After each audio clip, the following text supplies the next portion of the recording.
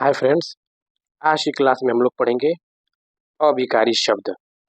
इससे पहले दोस्तों हम लोग विकारी शब्द पढ़ लिए हैं। अगर नहीं देखें तो जाकर प्लेलिस्ट में देख सकते हैं। एसएससी जीडी 2025 हिंदी क्लास के नाम से प्लेलिस्ट बनाया हूँ। विकारी शब्द के अंतर्गत कौन कौन से आते हैं? संज्ञा, सर्वनाम, विशेषण और एक क्रिया।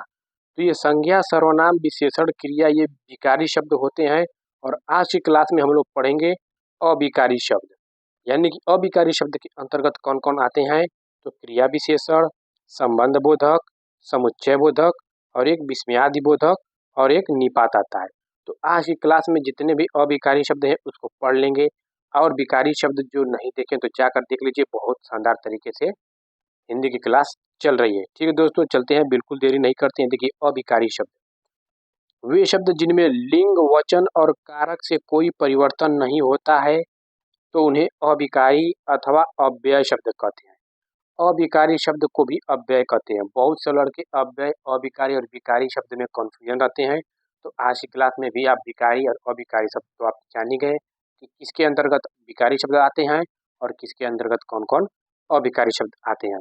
तो हम यह कह सकते हैं कि अव्यय का रूप किसी भी स्थिति में वैसा का वैसा बना रहता है। इसमें क्या वैसा का वैसा बना रहता है, कोई परिवर्तन नहीं होता है। इसे अव्यय शब्द भी कहा जाता है। बहुत बार ट्रेंड किया हुआ है कि अविकारी शब्द के अन्य नाम निम्नलिखित में से कौन है? तो अविकारी शब्द को अव्यय के नाम से भी जाना जाता है।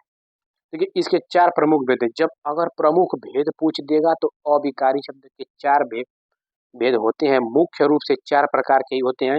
लेकिन ये और जो निपात है, ये निपात भी अविकारी शब्द के अंतर्गत ही आता है, लेकिन ये प्रमुख भेद के अंतर्गत नहीं गिना गया है। तो जब भी अविकारी शब्द के आपके प्रकार पूछे या प्रमुख भेद पूछे तो आप चार प्रकार मारेंगे और पांच प्रकार नहीं मारेंगे।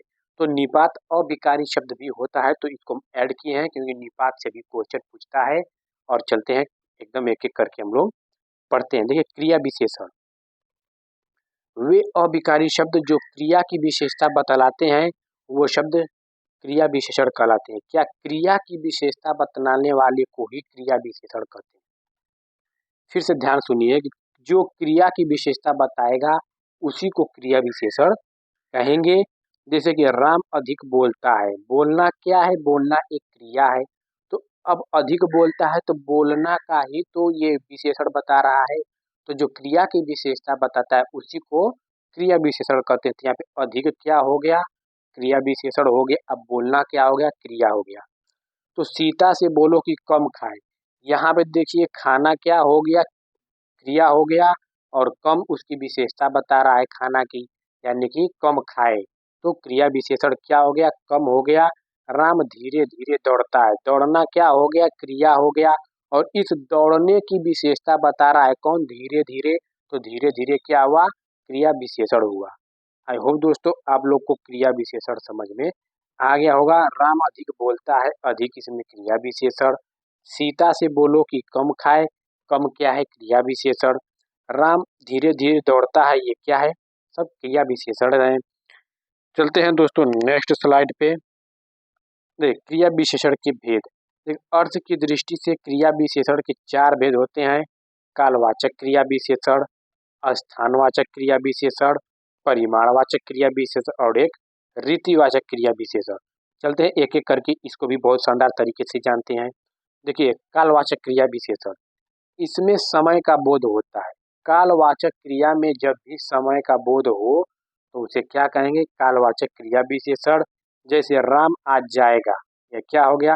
ठीक है, क्रिया विशेषण डायरेक्ट पूछेगा तो डायरेक्ट आप लोग क्रिया विशेषण मार देंगे। लेकिन अगर उसकी अंदर से पूछेगा क्रिया विशेषण के तो कालवाचक का प्रकार है। अंदर से क्या पूछेगा? अंदर से बहुत पूछेगा तो ये पूछेगा कालवाचक क्रिया विशेषण है कि स्थानवाचक है कि परिमाणवाचक है कि रीतिवाचक है, या अन्यथा डायरेक्ट क्रिया विशेषण पूछ देगा। तो देखिए दोस्तों, राम आज जाएगा, आज क्या हो गया? काल को दर्शा रहा है।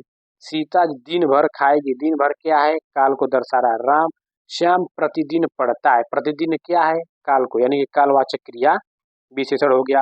स्थानवाचक क्रिया विशेषण, इससे स्थिति और दशा का बोध होता है। यह अधिकरण कारक में या पर होता है। जैसे सीता यहाँ चली गई, यहाँ क्या है, स्थान को दर्शा रहा है तो स्थानवाचक क्रिया विशेषण हो जाएगा। राम छत पर बैठा है, कहाँ बैठा है, छत पर बैठा है। राम पास खड़ा है, घर चौराहे के समीप स्थित है। दोस्तों वीडियो के एंड में हम ट्रिक बताएंगे कैसे आप लोग पहचानेंगे, ट्रिक के माध्यम से बहुत शानदार तरीके से देखिएगा, आप लोग तुरंत ध्यान से पकड़ लेंगे। देखिए रीतिवाचक क्रिया विशेषण, इससे रीति का बोध होता है। जैसे राम बेशक आएगा, ठीक पढ़ाई चल रही है, पढ़ाई ठीक चल रही है। सीता अचानक आ गई है, वह काम करके आया, हमेशा अच्छा खाना चाहिए। तो ये सब क्या है, रीतिवाचक क्रिया विशेषण। इसका भी ट्रिक है, आप लोग टेंशन मत करिएगा, पहले इसके प्रकार 4 जान जाइए, फिर उसके बाद जैसे ही 4 प्रकार खत्म होगा चौथा, उसके बाद ट्रिक हम लाएंगे, बहुत धांसू तरीके से आप लोग पकड़ लेंगे। देखिए परिमाणवाचक क्रिया विशेषण, इसमें परिमाण का बोध होता है। देखिए सीता बहुत सोती है, राम कम पढ़ता है, वह काम थोड़ा थोड़ा करता है, वह राम बिल्कुल आएगा, सीता कुछ लाएगी। ये सब क्या है, ये सब परिमाण को दर्शा रहा है। चलते हैं दोस्तों ट्रिक के माध्यम से कैसे हम लोग पकड़ेंगे। देखिए जब भी कालवाचक, जैसे जब भी कब, कहाँ, कैसे, कितना से आप लोग प्रश्न करेंगे।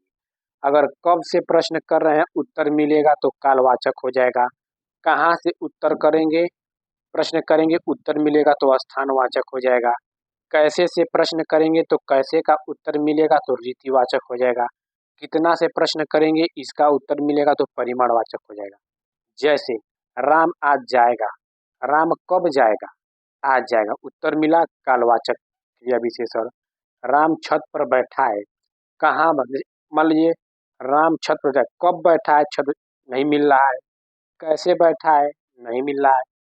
कहाँ बैठा है, छत पर बैठा, यानी कि स्थानवाचक मिल गया। पढ़ाई ठीक चल रही है, पढ़ाई कैसी चल रही है, ठीक चल रही है, मिला रीतिवाचक। राम कम पढ़ता है, कितना पढ़ता है, कम पढ़ता है, यानी कि परिमाणवाचक। यानी कि हम यह कह सकते हैं कि जब कब से प्रश्न करेंगे इसका उत्तर मिलेगा तो कालवाचक, यानी कब कालवाचक।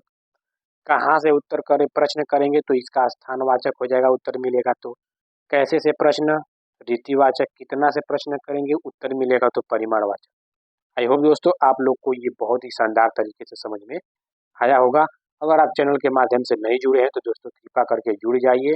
बहुत शानदार तरीके से हिंदी की क्लास चलाई जाएगी और एक एक टॉपिक बहुत अच्छी तरह से पढ़ाई जाएगी। कम समय में बहुत ज़्यादा आप लोग को ज्ञान मिलेगा। देखिए कम समय में पढ़ेंगे, एकदम संज्ञा सर्वनाम विशेषण की जितना हम वीडियो डाले हैं जाकर देख लीजिए, सब कम समय में आप लोग को बहुत ही अच्छी तरह से समझ में आएगा। ये नहीं कि 2-2 घंटे के हम लेकर आए इसी पे बहस कर रहे हैं। तो क्या करेंगे, कब, कहाँ, कैसे, कितना से प्रश्न करेंगे इसका उत्तर मिलेगा। कब से तो कालवाचक, कहाँ से स्थानवाचक, कैसे तो रीतिवाचक, कितना से तो परिमाणवाचक। चलते हैं संबंध बोधक। देखिए इसका परिभाषा क्या है। संबंध का बोध कराने वाले अव्यय शब्द संबंध बोधक अव्यय कहलाते हैं। इनका प्रयोग दो संज्ञा या सर्वनाम शब्दों को जोड़ने हेतु किया जाता है। जैसे श्याम के बिना राधा अधूरी है, इसमें क्या है, दो संज्ञा या सर्वनाम, संज्ञा या सर्वनाम शब्द को जोड़ने हेतु किया जाता है, तो वहाँ पे क्या होगा, संबंध बोधक होगा। श्याम के बिना राधा, श्याम राधा जुड़ा न, यहाँ पे क्या होगा, संबंध बोधक। राम के पास धन है, के पास धन है, यानी कि संज्ञा सर्वनाम आया न, तो यहाँ पे क्या हो गया, संबंध बोधक। कमरे के बाहर सामान रख दो, मतलब के बाहर सामान रख दो, संबंध दर्शा रहा है कमरे से सामान का। यह दवा दूध के साथ लेनी है, दवा दूध, यानी कि संबंध दर्शा रहा है, यहाँ पे क्या होगा, संबंध बोधक हो जाएगा। समुच्चय बोधक में क्या है, यह एक वाक्य या पद को दूसरे वाक्य या पद से जोड़ता है, समुच्चय बोधक कहलाता है। दो उपवाकों के मध्य जोड़ने के लिए इसका प्रयोग किया जाता है। जैसे उपवाक्य प्लस उपवाक्य प्लस उपवाक्य क्या है, समुच्चय बोधक है। राम खाता है और श्याम खेलता तथा राधा पढ़ती है, मतलब उपवाक्य। देखिए राम खाता है एक वो उपवाक्य, ये भी एक वाक्य हो गया, ये भी एक वाक्य, तो ये सब क्या है, समुच्चय बोधक अव्यय हो गया। सूर्य निकला और पक्षी उड़ने लगे, आंधी आई, देखिए कहेंगे कि यहाँ पे तो संबंध हो गया, लेकिन यहाँ पे सूर्य निकला पूरा एक उपवाक्य है, पक्षी उड़ने लगे पूरा उपवाक्य है, तो क्या होगा, समुच्चय बोधक हो गया। आंधी आई और धूल उड़ने लगा, राम घूमता है तथा श्याम खेल रहा है, ये सब क्या है, समुच्चय बोधक उपवाक्य है। विस्मयादि बोधक, विस्मय का अर्थ आश्चर्य में होता है। जैसे हर्ष हुआ, शोक, विस्मय आदि भावों को प्रकट करने वाले अव्यय को विस्मयादि बोधक कहलाते हैं। वाह कैसा सुंदर है। विस्मयादि बोधक ये सब चिन्ह क्या है? एक पाईडंडा खींचा रहेगा और नीचे उसके बिंदु रहेगी। ये क्या हो गया? समुच्चय बोधक हो गया। अब दोस्तों आप लोग को समझ में बहुत अच्छी तरह से आया होगा। तो ये अरे कैसे हो गया, हाय राम यह क्या हो गया। चलते हैं एक स्लाइड में ये भी देख लेते हैं अव्यय के फिर से। देखिए संबंध बोधक में क्या है? एक ही वाक्य में दो पदों के मध्य होता है। समुच्चय बोधक में दो उपवाकों के मध्य होता है। विस्मयादि बोधक में वाक्य के आरंभ में विस्मयादि का चिन्ह होता है ऐसे। और क्रिया विशेषण से क्या है? क्रिया से ठीक पहले उसका विशेषता बताए उसी को क्रिया विशेषण कहते हैं। आई होप दोस्तों आप लोग को वीडियो बहुत ही शानदार लगा होगा। कम समय में बहुत शानदार तरीके से बताया हूँ दोस्तों। चैनल को लाइक सब्सक्राइब शेयर कर दीजिए और कमेंट में बताइए कि कैसा क्लास लग रहा है, जिससे हमें मोटिवेट मिलता रहे और आप लोग के लिए बहुत ही शानदार तरीके से वीडियो हम प्रोवाइड करते रहें। ठीक है दोस्तों, आप लोग का बहुत बहुत धन्यवाद।